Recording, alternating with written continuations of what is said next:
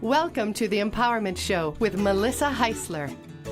Every week, discover new personal choices with practical, inspiring guides. And now, here's Melissa.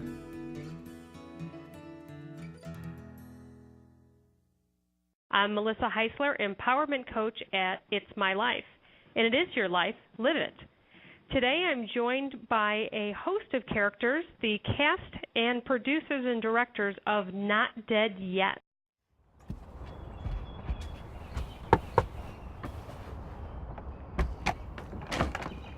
Hey, good morning. How are you? Michelle called. Oh, good. Come on in. Here. Sit down. I left a message on your cell phone. Oh, yeah, it died. I couldn't find the charger. No. No, you leave it.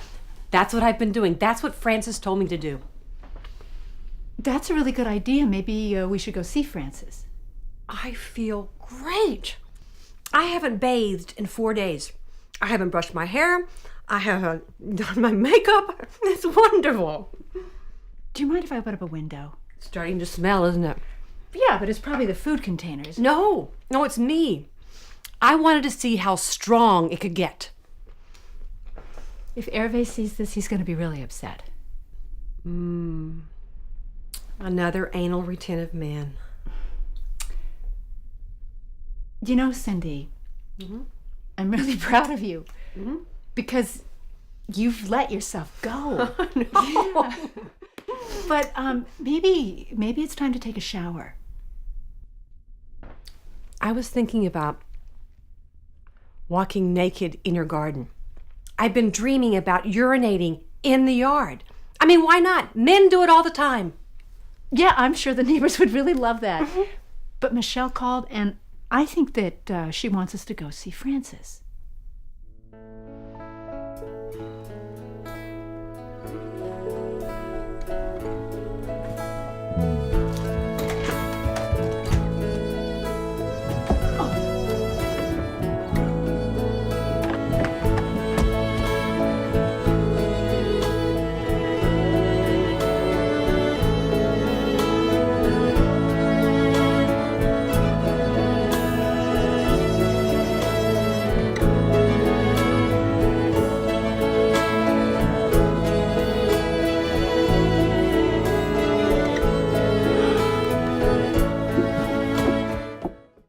So as I mentioned tonight, we are joined by everyone involved, pretty much, or most of the people involved, of the film Not Dead Yet. Joining us is Susan Hess Logeais. She's the writer, producer, and co-star of Not Dead Yet. Susan started her career as a classically trained ballerina and spent a year with the San Francisco Ballet under artistic director Michael Moyer, I believe. Yes. Thank you.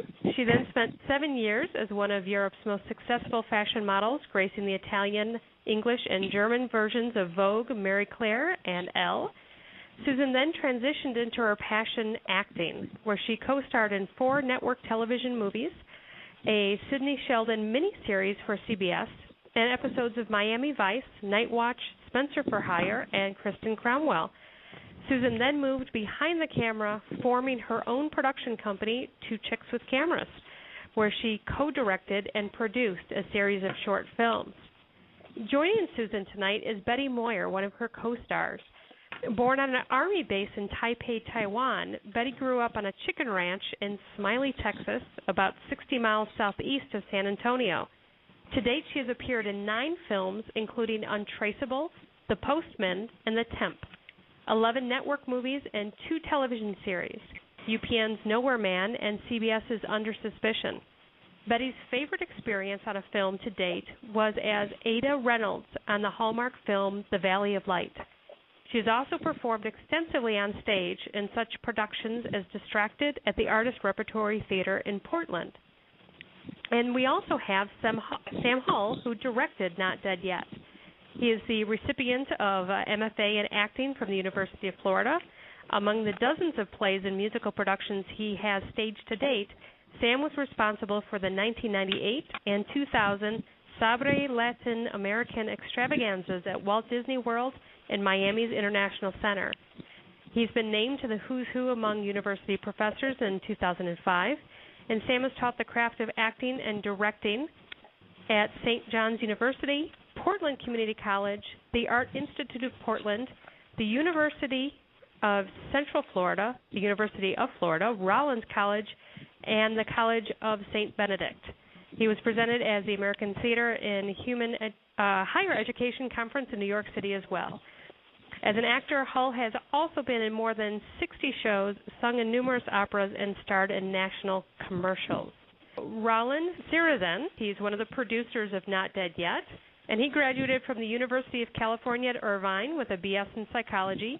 He has written, produced, shot, and edited several solo projects, including the Arctic Wolf Encounter for the White Wolf Sanctuary in Tidewater, Oregon. He attended the Art Institute of Portland, where he produced another Reason I Don't Have a Gun in the House, and the first ever live television program for the Institute, The Topping Hour. He has also completed a feature documentary titled Lark Ellen Circle that chronicled the lives of four brothers and their blended family in 1926. And Rollin has been recently asked to join the faculty of the Art Institute of Portland.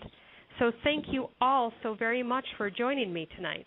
Thank you. Thank you. What I'd love to do is start off asking Susan, I believe this was actually your baby as the writer, producer, and co-star.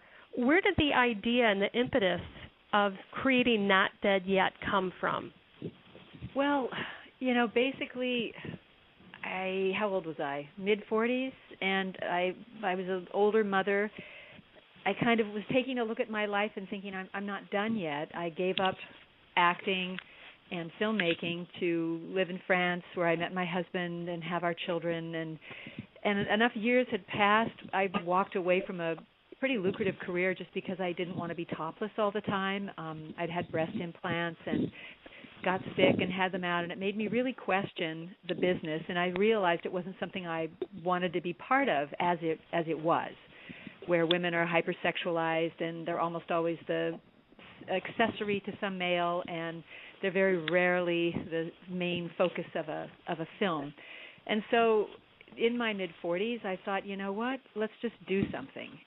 Let me write a story that looks at this aspect, what it is to be a woman with a family, with a husband, with parents, and all the pressures that society places on us so that we can have the opportunity for self-expression, to not define ourselves through our family and our relationships, but rather be individuals. And so that was the thing that inspired me forward with the film, and then meeting a community of other filmmakers and talented actors here in Portland was what allowed us to produce it.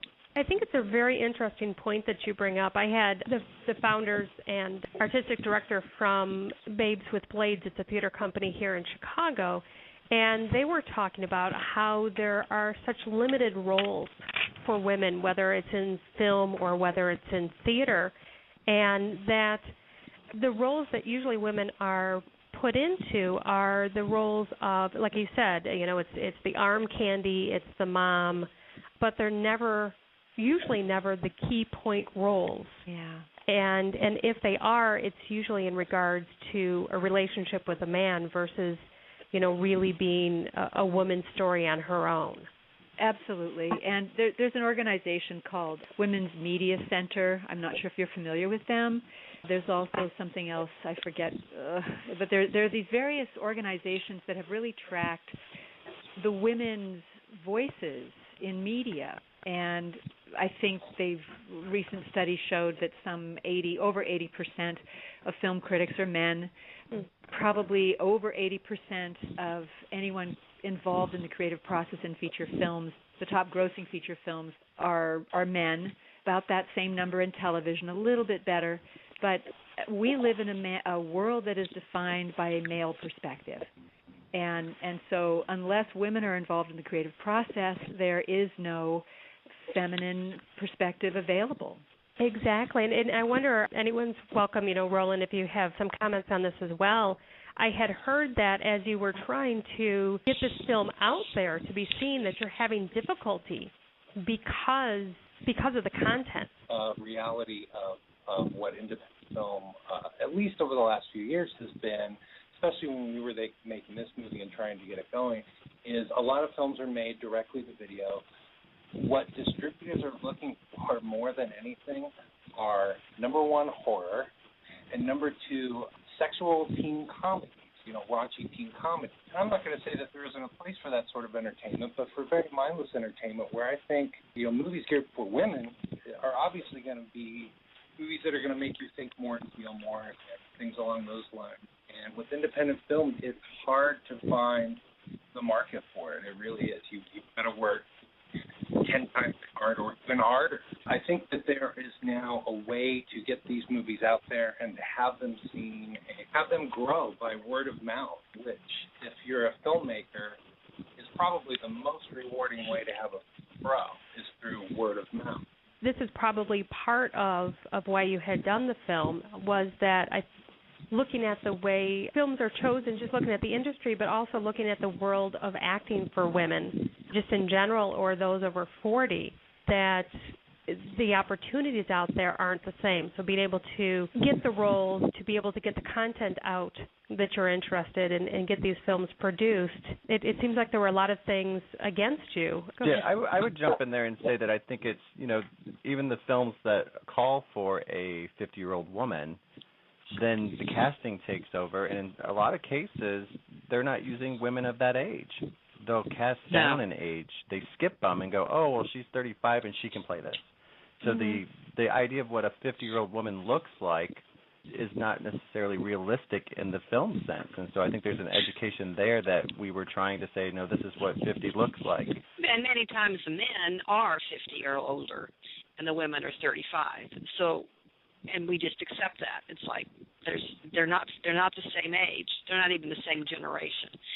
But we just go, okay, well, Well, and interestingly, Betty, there was an article in a French magazine. My husband's French, so I read his stuff. And there was a comparison between European films that were at Cannes and then American films in terms of the age difference between the men and the women. And France has a closer range where generally there are just more women in films, and then in addition to that, the age difference between the female character and the male character is closer if there's a romance. In American films, the age difference is often 15 years, 10 to 15 years. And in our film, our male actors were all younger than the women, and everyone made a comment about it. I mean, quite a few people said, wow, the guys were younger than the women. And it's like, so? That's shocking. Well, not in my case, but other than that, my character's case. But yes, I think you and Sherilyn, your characters both had younger men. Yeah. And I'll tell you that it was when I saw the screening of the show as well, it was very noticeable. And it was very interesting that something that simple could stand out so much. And I think it really goes to highlight how much we've been desensitized by the other movies, that's become the norm. Absolutely. Right. It's become a cultural, sorry for the barking dog, it's become a cultural conditioning. We just accept that this is what it should look like. And so when we're presented with something that doesn't look that way, it draws our attention. Yeah, and I would top that by also stating that, and when it is done, where the female character is older than the male character, it's usually done as humor, as in Cougar Town, or it's done in a way that's considered distasteful, as in Stella Gets a Groove Back. Like, there has to be something wrong with that. And I think these stories, they also lead into that a lot of what this movie is about came from some of your personal experiences. So the experiences that you were having in the world of film, and having also in your personal life, how that was kind of blended into the film itself. Yes. Yeah, I mean, in particular, I was going through a period where I was really fighting to have personal time. When you're raising young children, you lose yourself, as a parent. And it's a real struggle with your partner to sort of carve out the time that I needed as an individual, and then what about his time? So that was sort of something to focus on in my life. And then I had the example of my parents, where my mother had sacrificed her her independence to support my father's vision, and she paid the price with some dissatisfaction and unhappiness, and I think overeating as a result of it. And then the other thing is what happens when a child moves away and a couple discovers that they don't have much in common anymore.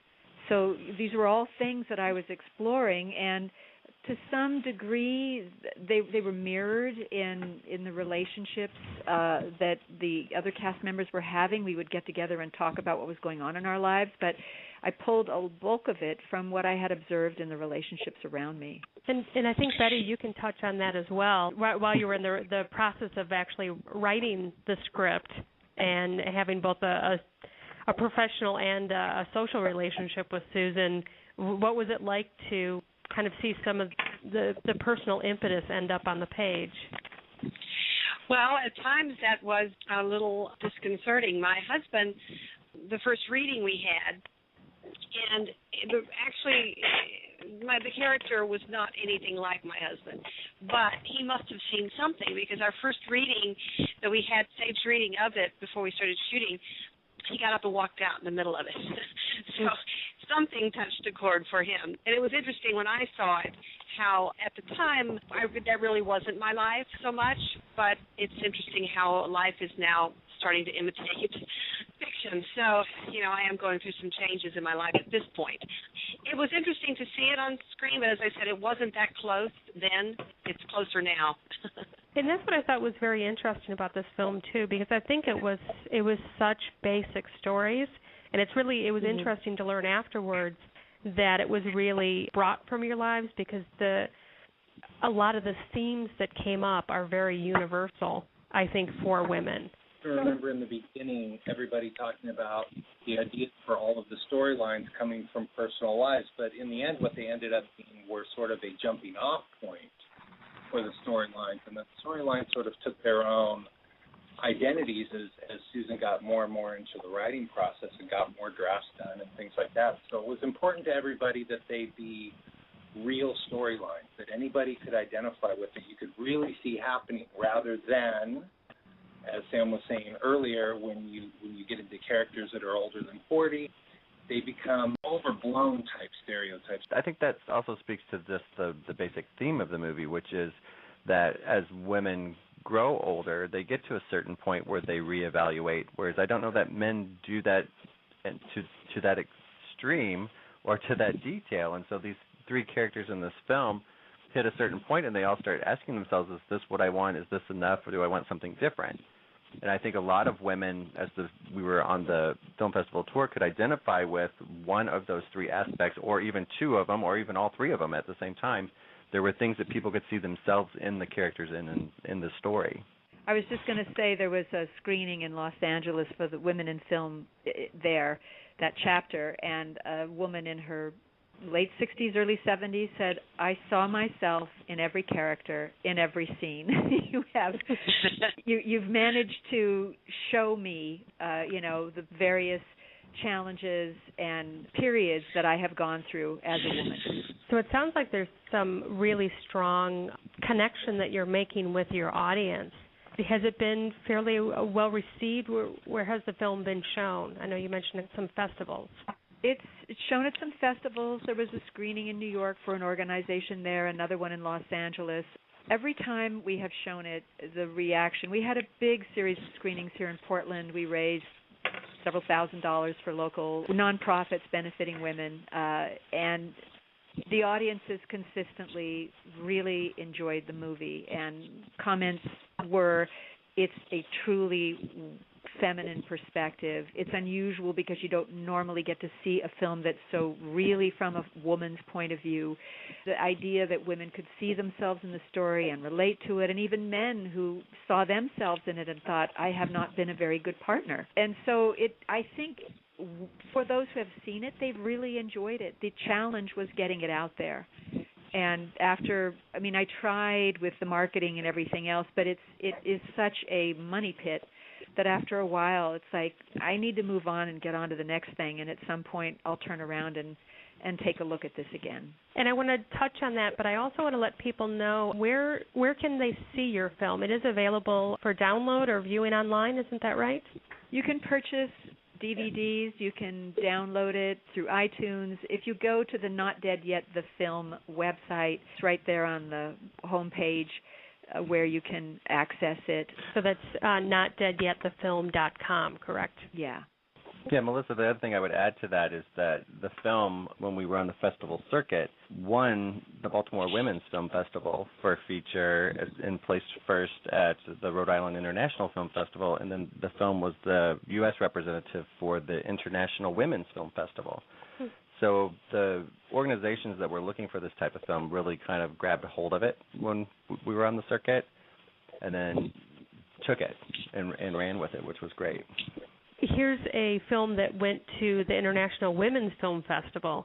What was it like being a male director on this very different non-chick flick kind of film? Well, I'll tell you, it was a very interesting experience in that when we were making the film, I think part of how I became involved in my sense of direction that Susan and the ladies and Roland, the producers, liked was that I'm a storyteller. So I could see this story, and having grown up in southern Illinois with a very large family and well over a dozen aunts around all the time, I kind of understood what Susan was writing. And so when we'd sit down and talk about these people, what's going through, I had a very clear idea who these ladies were. I was not prepared, though, for the rejection that the film got when we submitted to some women's film festivals who would not take the film. They loved the film, but would not take it because it was a male director. I did not expect that, anticipate that, or know necessarily how to deal with it. That's very interesting because we're talking about trying to break through the mainstream entertainment industry and trying to change things for the way women are portrayed, and to have the writer and producer be a woman, and yet then having that rejection from the area that you think would be embracing you the most. It was interesting. And at the same time, I can understand what they're trying to do. They're trying to favor female directors, but they don't necessarily care if what they're not doing is saying a female director must direct a film about women. A female director can direct whatever she wants, but there has to be a woman involved, at least co-directing.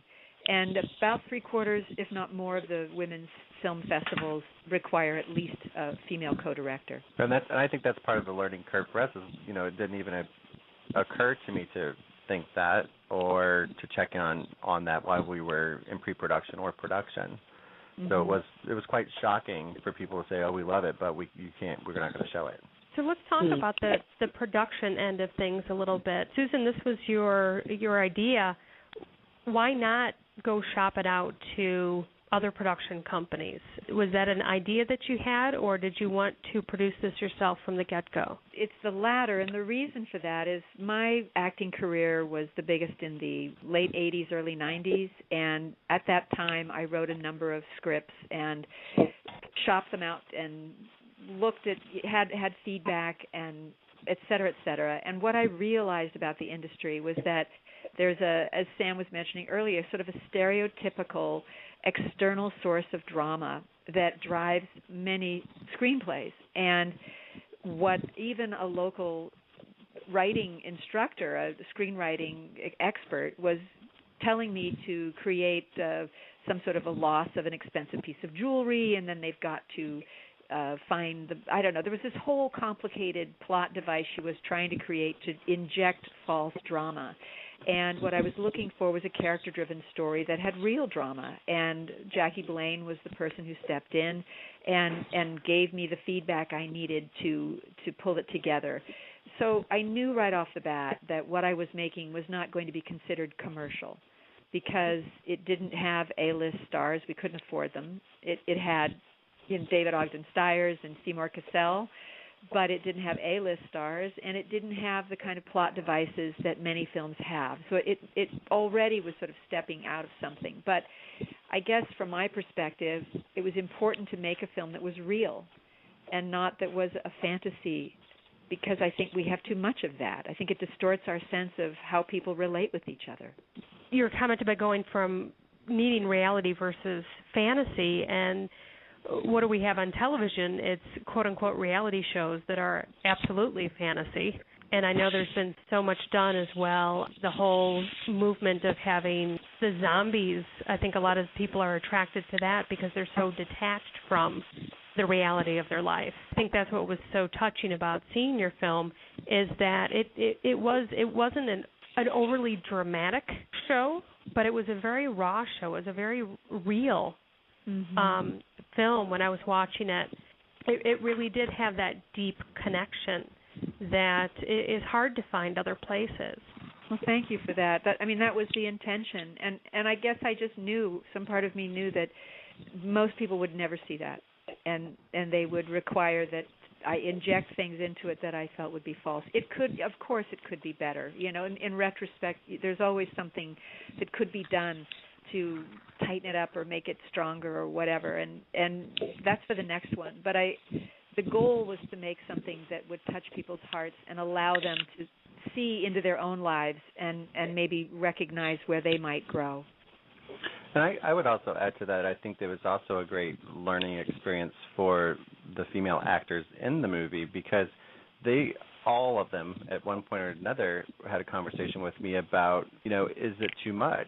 Because, I had them getting really ugly cries. I didn't want pretty fake cries. This is real. Let's show what it's really like. Betty's, got a nude scene in it or two. And, Susan's character goes through a really emotional scene where she just has to break down, and she's got the snotty nose and all that. And they're like, are you really going to keep that? And it was interesting that our UPN just kept looking at me and goes, you're not going to really use that, are you? I'm like, absolutely going to use it. So there was also a curve to not putting the pretty on it because it's expected, but just like Susan said, letting it be a character story told by honest characters the way they are. And maybe, Betty, you want to tell us a little bit about your experience with your first nude scene and what it was like with your character arc there, because it was definitely something that I certainly didn't see coming. Well, I didn't either, but that's in the writing of it. We had talked about, sort of in joking, how men, the whole world is their toilet, it seems, and that they don't think anything of going outside and urinating. Well, women we don't do that normally, and I think for my character, it was a moment of. I'm just, because she's so prim and proper, she would never think to do this normally, but I think she's just hit a wall, and she's kind of gone through it. For 3 days, she hasn't bathed. So at that point, she's a little nuts. And as the actor, I had been starving myself so I wouldn't look quite so horrible naked. I hadn't eaten very well in a few weeks, and for that scene, I asked if I could have I saw chocolate laying around, and I said, oh, she'd be eating chocolate. Well, after eating that chocolate, I was a little crazed, because all of a sudden, I got that sugar high going. And so a lot of that, running out there and doing that scene, I was a little... I really connected with my character. I was a little crazy at that moment, and yet, actually being nude and knowing it was very vulnerable, very scary, and I've trusted everyone and felt safe there. But that's the first time I've ever done anything like that on film. So glad it was shots that were pretty far away, but still, I'm still nude, and I actually got a little teary afterwards, just because you do feel so vulnerable. Second time around, piece of cake. Yeah. To add that to Betty's comment is that, and at the time it was just you and Kathy Bates who had done it. It wasn't quite popular yet for ladies of a certain age to be running around. And I'd like to add that I'd written it, that the camera sort of pans up as we drop our robes and run down the hill, and instead the camera panned down. Director intervention.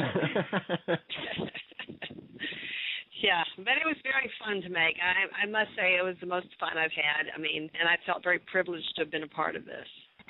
So, and I still do. I think it is I think it's kind of timeless, actually. It still says it'll be saying something, I think, in 10, 15 years, because everybody goes through it. Every woman, will go through this. At some point in their life, you have to look at your life and go, is this enough? Is this who I, it's not dress rehearsal. This is real life, and we have to decide if this is all if we're doing enough. It's that point of empowerment and unfortunately, just like your characters, it usually takes a tragedy or a conflict or, a large life shift to really bring us into reevaluating, is this the life that we want? A lot of times our lives will be that either golden handcuffs or everything's just kind of moving along at the pace that it is. Mm-hmm. And it takes something special for us to go, oh, wait a minute, this isn't right. And there can be that really raw awakening like your character went through, Betty, of just almost ripping yourself down to nothing to find out what's still there, what the truth is. When you look at large forest fires, you think they're devastation, but it actually takes that heat to open up pine cones and release the seeds so there can be new growth.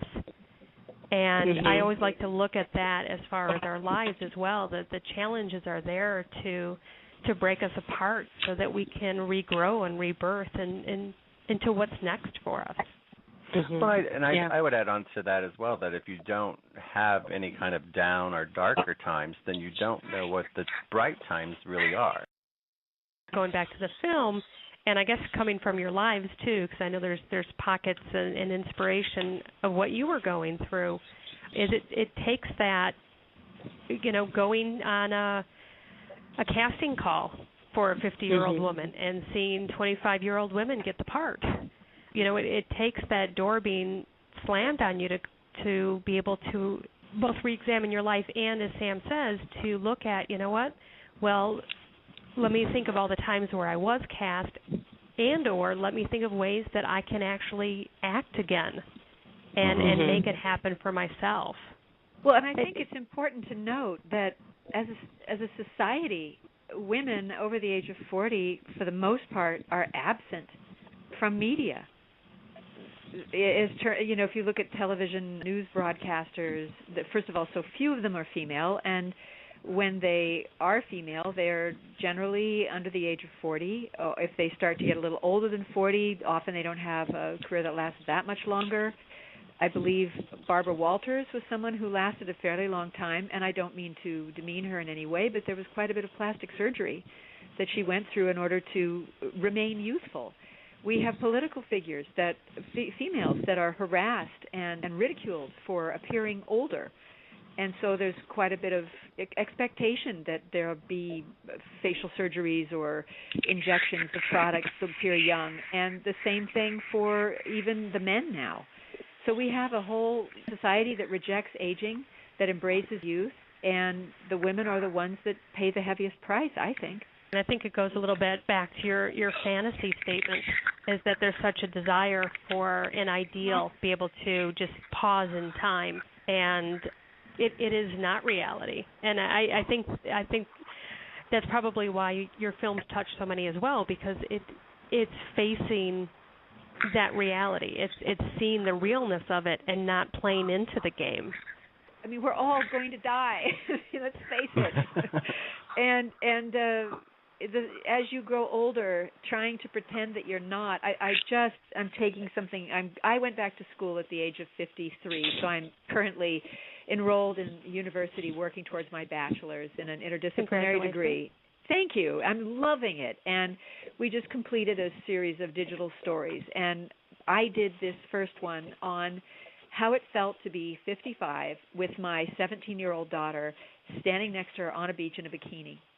And, looking at these young 20-somethings, 30-something males at a Club Med, and boy, are they cute, and thinking, wow, they're all really attractive, but I'm old enough to be some of their grandmothers. And so there's no thought of me as an attractive, vibrant, sexual woman.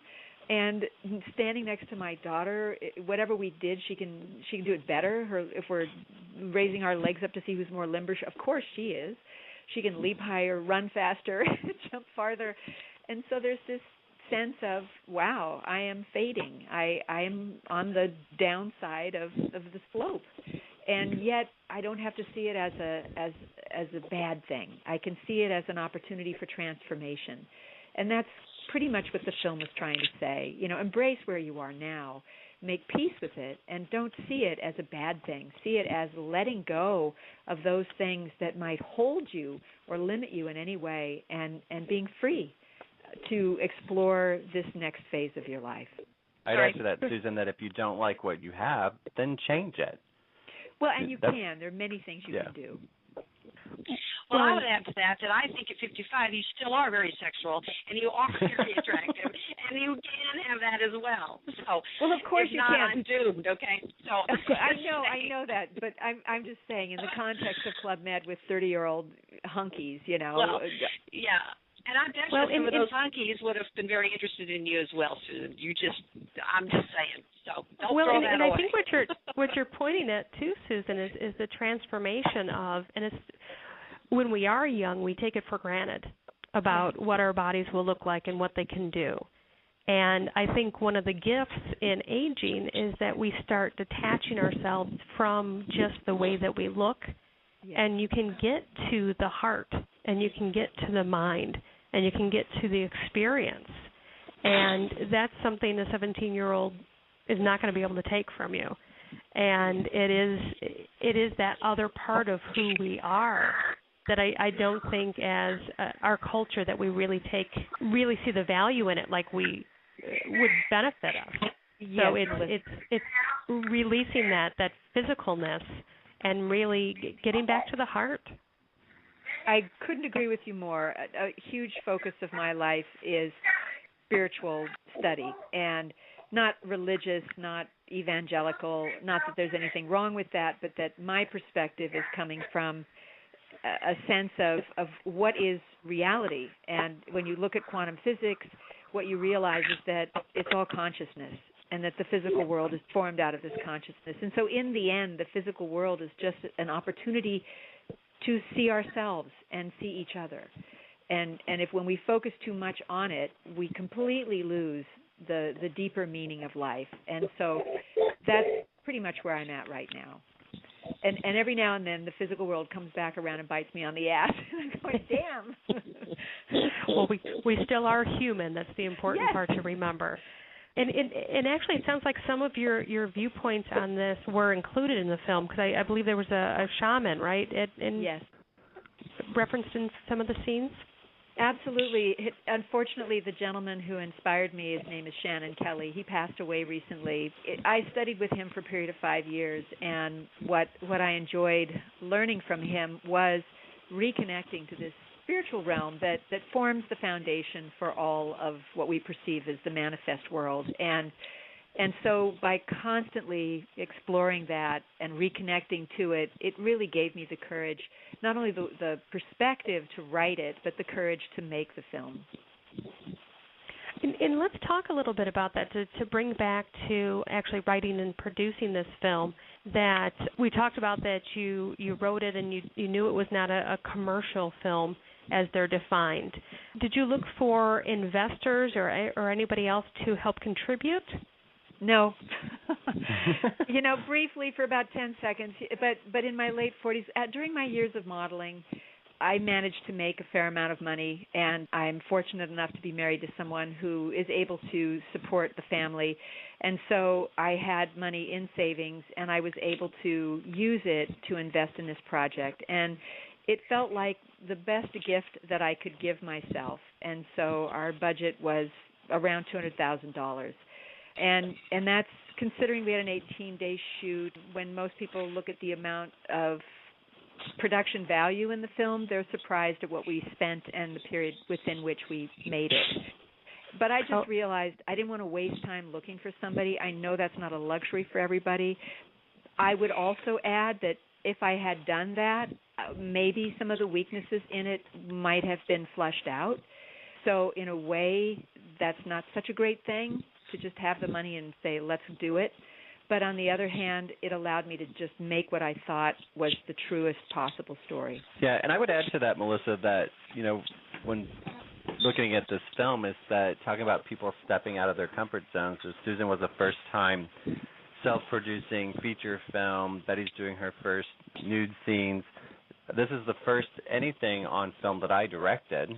I had never directed shorts. Roland's first big executive producing thing that we all took risk in what we knew we could do that maybe had not done before, but trusted our past and trusted the system we had put ourselves into to create this. And that's enormous, especially for so many firsts in this film. How did you make it through that? Because I know there had to be a lot of self-doubt and back and forth, and just maybe not having all the information that you would need. What was that experience like on the set or before then? We all got close very quickly. I mean, Sam and I were friends before, and Sam and Susan were friends, and Susan and Betty were friends, and we all came together when we knew what we were doing and the story was fleshed out and all that. We all became, I think, very close very quickly, just as a personal story.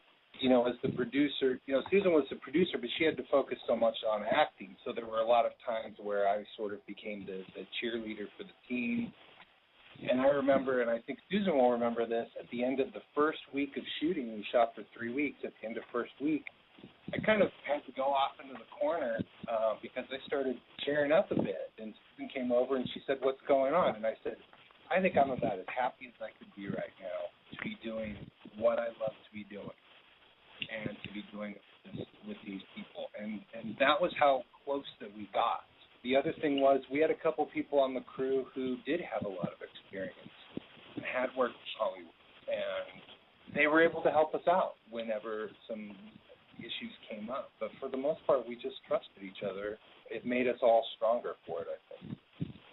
Yeah, definitely. And I want to say in praise of Roland, he just came through on so many levels, in so many ways, endlessly doing whatever it took to learn what he had to learn to solve a particular problem. We could not have done this without him and his ingenuity and his willingness to explore. So I think I give myself credit for making friends with Betty, Sherilyn, because through them I met Sam. Through Sam, I met Roland. And sometimes I think you were saying, stepping forward with this and making these choices, there's an element of trust. And I give Shannon, the man who was my shaman for those 5 years, credit for teaching me how to tap into the place that goes beyond our doubt, and where we feel a connection on a deeper level, and we know that something will be fine. We just know that we should go forward because it will be fine. Yeah, I mean, this long after making the movie, we're still all in touch with each other. Any of us could tell any of the others anything at this point. You know? Yeah. A type of relationship that doesn't go away. Even David Ogden Stiers was touched in the way that we were doing things and the people we brought together, because in an interview that he did about a year after he had filmed with us, he said Not Dead Yet was one of his top 3 things that he had ever participated in, because we expected him to play a character he had not played before, but that he was on the set and can see that everybody was doing their jobs together, that there was no ego involved in our production. It wasn't about making one person stand out. It was about everybody doing what they could do to make a project. And so it even crossed the barriers of somebody who's worked on a lot of projects. Yes, and I think one of our crew members with the most experience, it was a kind of a hard learning curve for him, because he was used to a more of a top-down hierarchical power structure in production, and when you're not paying people much, you need to acknowledge that everyone brings something special and that gift is welcome, and you need a guiding force to direct that energy, but no one is better than anybody else on the set, and that was something that I believe in really firmly, and I think that had a lot to do with how well everyone got along. And it sounds a lot like it was more based on almost a theater relationship, which I know Sam and the rest of you all have some experience in, but it is a different type of feel, and probably pulling out of that commercial part of it, because I don't think I heard that this wasn't something that you did with the hopes of making X amount of dollars out of it, that it was something that you just wanted to share and express and participate in. Yes. I mean, of course, I would love to get this out to more people. I mean, I would love to make my money back, but that wasn't the goal. And the bottom line, and I don't believe that the film has no future. I just think that one thing I've recognized is that there are demographics. Recently, I believe in Vibrant Nation, I was reading, or Huffington Post, about the screen something seniors, a group of demographic like elderly people who want to see movies that relate to them, and that they're petitioning Hollywood or whatever to say, hey, here's an audience, make something for us. And perhaps that's where we're moving, because I think in many ways, as Roland was saying earlier, the film industry is imploding. It's really changing. There's so many potential sources and avenues that it has diluted it to such a degree that it's very hard to get your money out of anything, except for the blockbuster summer thing, which is generally a cartoon remake.